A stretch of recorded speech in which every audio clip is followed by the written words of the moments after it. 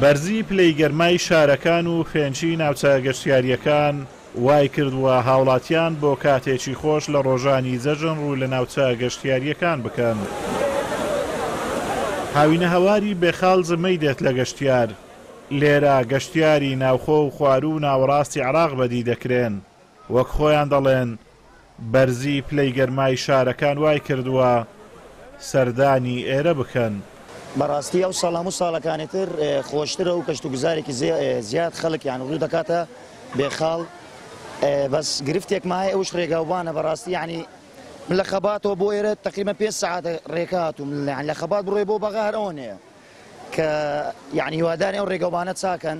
ڕێگاوبانێکی زۆر خراپمان هەیە قەلەباڵغەیەکی زۆر تێدا دروست بووە و ماشەڵڵا ئێرە یعنی ئێستا خەڵکەکە هەموو ڕوویتەیەکە لە بەغاوە لە سلێمانیوە لە هەولێرەوە لە هەموو شوێنێک لە مووسڵەوە بەخوای لە هەولێر جەو گەرمە و ئیتر هاتی نێرکانە ئێرەش جەوەی فێن چیە ماشەڵڵا هاتی نێرکانە لۆ سەفرە و سیاحەتی بەڵێ بەراورد لەگەر شارەکانی تر هەیە جەو گەرمە بە بۆنەی جژنیش خەڵک زۆر ڕوو لێرە دەکا لەبەرەوەی کەشوهەوایەکەی خۆشە.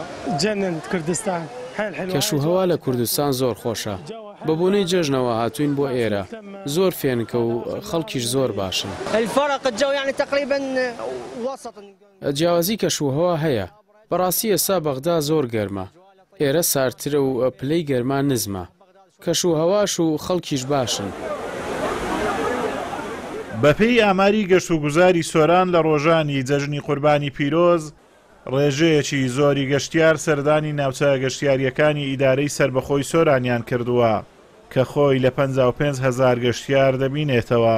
کۆی گەشتیاران تا ئێستا تا ڕۆژی سێم لە سەروی 55,000 گەشتیار هاتوونەتە ئیدارەی سربەخۆی سۆران. ئەوەش ڕاستی ڕێژەیەکی دڵخۆشکەرە و کاریگەریشی هەبووە لەسەر بژانەوەی کەرتی ئابووری و هەلی کاری زیاتری ڕەخساند و ئەوەی زیاتری زەی دڵخۆشی بە ئەوە بوو کە دابش ببوون گەشتیارەکان بەسەر هەموو ناوچەکانیانی ئەوە نەبوو لە یەک شوێن کۆ ببن و لە قەزای ڕواندز لە قەزای خەلیفان لە قەزای مێرگەسۆر و لە قەزای چۆمانش ئەو دابشکاری وای کردبوو کە بتوانین ئیستیعابی ڕێژەیەکی زۆری گەشتیاران بکەین. ئیدارەی سۆران لە 80 ناوچە گەشتیاریەکانی پارێزگای هەولێر پێک دەهێنێت. ئەمە شوا دەکات لە بۆنەکاندا گەشتیارێکی زۆر ڕوو لە ناوچەکە بکەن. هاوکات ڕێگا گشتیەکان قەرەباڵغی زۆر بە خۆیانەوە دەبینن کەوا دەکات گەشتیاران چەند کاتژمێرێک لە ناو ئۆتۆمبیلەکانیاندا بمێننەوە. ئازاد و مەراوی کەناڵی ئاسمانی پەیام، هاوینە هەواری بێخاڵ.